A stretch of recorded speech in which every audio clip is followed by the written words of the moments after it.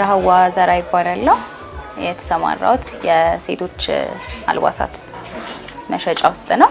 ስሜ ቤዛዊት ያለው ይባላል። የተሰማራሁት የስራ መስክ በኮስሞቲክስ እና በህፃናት አልባሳት ነው። ስሜ ሙሉመቤት መለሰ ይባላለሁ።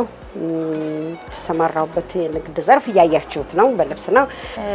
ወደዚህ ብድር ገባሁት አጋጣሚ ሆኖ ጓደኛዬ ይሄንን ብድር ተጠቃሚ ነበረችና በሷ ምክንያት ሆኖ እሷ ሪኮመንድ አድርጋኝ ሄድኩኝ። ሲሄድ ደግሞ በጣም ቀላል ነበረ።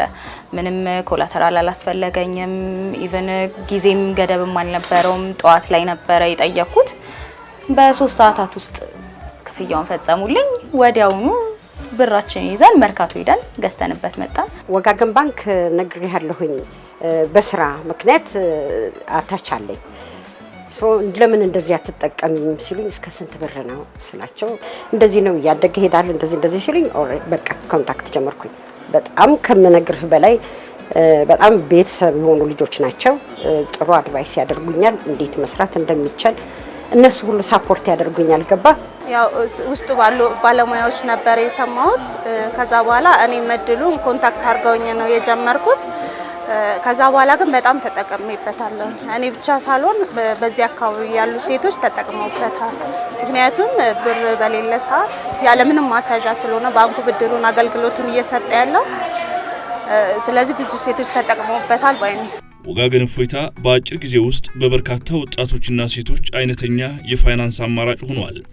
በተለይም መስራት እየቻሉ መንቀሳቀሻ ካፒታል ለሌላቸው የቢዝነስ ሐሳባቸውን ወደ ተግባር እንዲለውጡ አስችሏል። ለአጠቃቀም ቀላልና ምቹ መሆኑ እንዲሁም የባንኩ ቀልጣፋ አገልግሎት ደግሞ በበርካቶች እንዲመረጥ አስችሎታል። የመጀመሪያው 30 ሺህ ነው። ከዛ በየጊዜው በመለስክ ቁጥር እያደገ የሚሄድ ነው።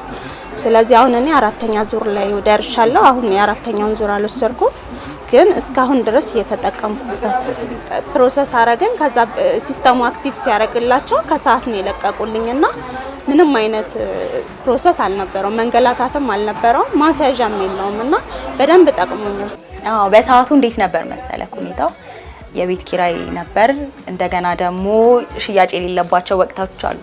እንግዲህ የበዓል ጊዜ ጾም ሲሆን ምናምን አለና ያኔ ደግሞ ብር ያነሰብን ጊዜ ነበረ። ስለዚህ ልክ ስንሄድ ወዲያው ሲሆንልን እቃውን አናመጣበትም ብለን አመጣንበት ማለት ነው። ስለዚህ አሪፍ እድል ነው። እንደሌላው ወር ምናምን ቆይተን ምናምን አይደለም።